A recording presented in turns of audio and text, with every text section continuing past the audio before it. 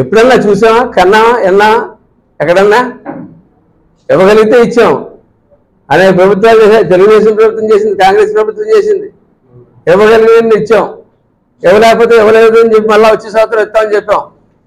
అంతేగాని నువ్వు డూప్లికేట్ పట్టాలు మంజూరు చేసేసి లిస్టులు తయారు చేసేసి ప్రతి గ్రామంలో ఎవరిని మధ్య పెడతామని, ఏం చేద్దామని అంటే ఇవాళ ఎలక్షన్ దాటేస్తే ఇంక వీళ్ళు ప్రాణాలు తీసేస్తారు కదా, పోయినట్టే కదా. పైపెచ్చి నలుగురు కూర్చొని కలెక్షన్ ఏజెంట్ల కలెక్షన్లో రోజు అంటే ఎన్నికలు మళ్ళీ ఈ డబ్బే మళ్ళీ మీ ప్రజలకు పంచుతారు. ఖచ్చితంగా దీని మీద ఎలక్షన్ కమిషన్ చర్య తీసుకోవాలో మేము కంప్లైంట్ చేస్తా ఉన్నాం. డూప్లికేట్ పట్టాలు పనిచేసే సంస్కృతి రాష్ట్రంలో ఒక విలేకరి గారుగా పనిచేసినటువంటి వ్యక్తి అట్లా చేయడం అనేది ఎంతవరకు ధర్మం అని చెప్పి చెప్తున్నాం. జర్నలిజం అంటే అందరూ గౌరవిస్తాం, జర్నలిస్ట్ గౌరవిస్తాం. దురదృష్టం ఏంటంటే ఇందులో మీ జర్నలిస్టు కూడా ఇచ్చినట్టున్నారు. ఇచ్చారా లేదా? ఏదో ఇచ్చారన్నప్పుడు ఏదో అన్నారు, మీకు ఒరిజినల్ ఇచ్చారేమో మీకు. ఎందుకంటే మరి మీరు పట్టించుకుంటారు కదా, అందుకని మీరు అని దయచేసి దీని మీద వెంటనే ప్రజలకు తెలియజేయండి. మేము చేయవలసిన కార్యక్రమం మేము మా పార్టీ హైకమాండ్ మా పార్టీకి తెలియజేస్తాం, అలాగే ఎలక్షన్ కమిషన్కి తెలియజేస్తాం, అన్ని రకాలుగా మేము తెలియజేస్తాం. మీరు దయచేసి ఇది ప్రజలకు తెలియజేయండి. అనవసరంగా 1,00,000 రూపాయలు, 50,000, 20,000 నష్టపోతూ ఉన్నారు. ప్రతి ఒక్కరు 100 మంది నష్టపోతూ ఉన్నారు. ఈ లిస్టు చూడండి, 118 మంది ఉన్నారు. ఎలా నష్టపోతూ ఉన్నారో చూడండి. వాళ్ళందరినీ దయచేసి అసలే ఆర్థిక సంక్షోభంలో రాష్ట్రం పెట్టారు, దాంతో ఏమో ఇదో సంక్షోభం. రేపు 12వ తారీఖు అందరూ కూడా తుఫాను హెచ్చరిక జారీ చేస్తూ ఉన్నాం. రేపు మే 12వ తారీఖు ఆ ప్రాంతాల్లో మరిన్ని ఈ పట్టాలు పంచబడతాయి పందిట్లో రాత్రి.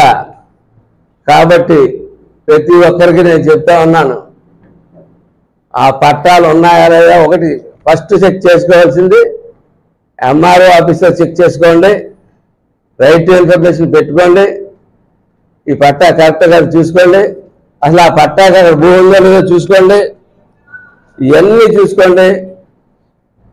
మేమైతే ఖచ్చితంగా చెప్తా ఉన్నాం, ఏ ఊళ్ళోకి ఆ ఊళ్ళో పట్టాలు ఇవ్వబోతా ఉన్నాం, ఏ ఊళ్ళోకి ఆ ఊళ్ళో పట్టాలు ఇవ్వబోతా ఉన్నాం.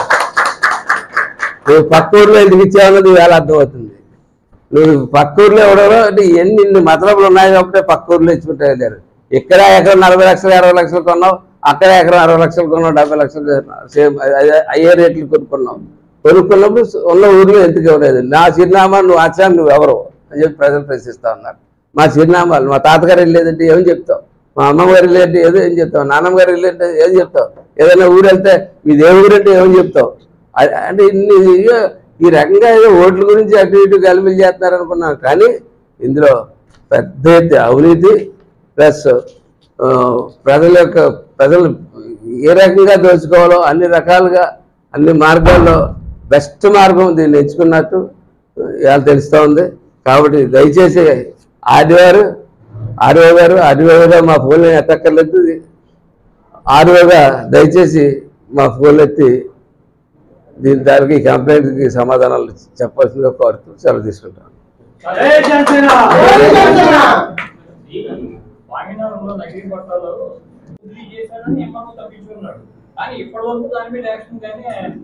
సార్ అదే లేదని చెప్తా ఉన్నాను. ఇప్పుడు ఇంకా పెద్ద ఎత్తున ప్రతి ఊర్లో చేశారు.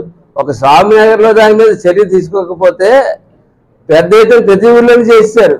ఇవాళ స్వామినగర్లో జనం బయటకు వచ్చి ఇప్పుడు దగ్గర గుట్టుగా ఎవరికైనా తెలిసిపోద్దేమో, ఈ పట్ట పోద్దేమో నాకు అని చెప్పి ఇలాగ గుండెల కింద దాచుకున్న పట్టాలని వాళ్ళకి అనుమానం వచ్చి 1-10 సార్లు మేము చెప్తా ఉంటే అనుమానం వచ్చి చూపించారు. మాకు చూపిస్తే లెటర్లు పెట్టారు. లెటర్లు పెడితే అట్లా వచ్చి సమాధానాలు ఇవి అదేదండి ఏమైనా ఉన్నాయండి. తీగిపోవడం, డెత్తులు తీగిపోవడం ఏంటి? డెత్కి అడిగితే ఎవరు అడుగుతున్నారు? ఆ ఇంట్లో ఇచ్చి సర్టిఫికెట్ లెటర్ రాసిమ్మంటున్నారు. నీ సిస్టమ్ ఏమైపోయింది? జన్మ మరణాలు నువ్వు రిజిస్టర్ చేస్తున్నావు కదా, నువ్వు ఏ సోషల్లో ఎక్కడ పెడితే ఒప్పుకోరు కదా. తీసుకెళ్ళి మరణించిన వాడిని మన చెప్పిన చోటే ప్రభుత్వం నిర్ణయించిన చోటే కదా మనం చేస్తున్నాం. అక్కడ రిజిస్టర్ ఉంది కదా, దాన్ని ఎందుకు అనుసంధానం చేయరు? ఓటర్ లిస్ట్కి ఆధార్ కార్డుకి ఎందుకు అనుసంధానం చేయకుండా నా బ్యాంక్ అకౌంట్, నా పోస్టల్ అకౌంట్, నా అకౌంట్ అనుసంధానం చేయంటావు, నా టెలిఫోన్ బిల్ కూడా అనుసంధానం చేయమంటావు. నువ్వు చేయవలసింది ఎందుకు చేయట్లేదు? వాళ్ళు ఆ జన్మరణాలు అనుసంధానం చేయాలి కదా. ఇప్పుడు చనిపోయిన ఓటర్లు ఐడెంటిఫై చేసి పెట్టుకుని వెళ్తే ఆ ఓటర్లు ఏం చెప్తా ఉన్నావు నువ్వు? వాళ్ళ ఇంటి దగ్గర ఇచ్చి వాళ్ళు చనిపోయారని చెప్పి ఒక లెటర్ రాసి పెట్టమన్నారు. ఆ లెటర్కి రాసి పెట్టుకెళ్తాను, దానికి అదంటే ఏంటి? నేనే రాసి పెట్టేస్తాను. ఇంత డూప్లికేట్ పట్టాలు తయారు చేసేయగలేంది? ఎవరో పేరు మీద సర్టిఫికేట్ పెట్టుకెళ్ళిన ఎంతసేపు అనేది? అది కాదు కదా పద్ధతి. ఒక సిస్టమ్, ఒక ప్రక్రియ ప్రకారం ఎన్నికల కమిషన్ దాన్ని నిర్వహించాలి, దాన్ని చెయ్యాలి.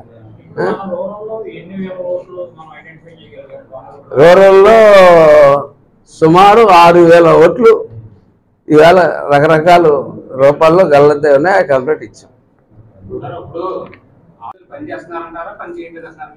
మరి ఫోన్ ఎత్తలేదంటే దాన్ని బట్టి మీరే లెక్కేసుకోండి. మాకు పర్మిషన్లు లేట్ అవుతున్నాయి. పర్మిషన్లు ఇంకొకరికి జరిగినట్టుగా మాకు జరగట్లేదు పర్మిషన్ విషయంలో. దాని మీద ఏదైనా మాట్లాడదాం అనుకుని ఎదురుకెళ్తే ఫోన్ ఎత్తట్లేదు. అప్పటికి నేను కాళ్ళు పట్టుకుని ప్రాధాయపడ్డాను ఫోన్లో ఆయన్ని. అయ్యా నన్ను ఓడించొద్దండి, మీకు ఎవరో చెప్పి నన్ను ఓడించారు, మీరు వచ్చినట్టున్నారు, నన్ను దయచేసి ఓడించొద్దని చెప్పి నేను ప్రాధాయపడ్డాను. ఎందుకంటే నేను ఏం చేయగలను? తప్పకుండా వెళ్తాను. వెళ్ళి పరిస్థితి వచ్చింది కదా. ఇవాళ దీని మీద యాక్షన్ లేకపోతే మటుకు ఖచ్చితంగా సెంట్రల్ ఎలక్షన్ కమిషన్కి వెళ్ళడం జరుగుతుంది.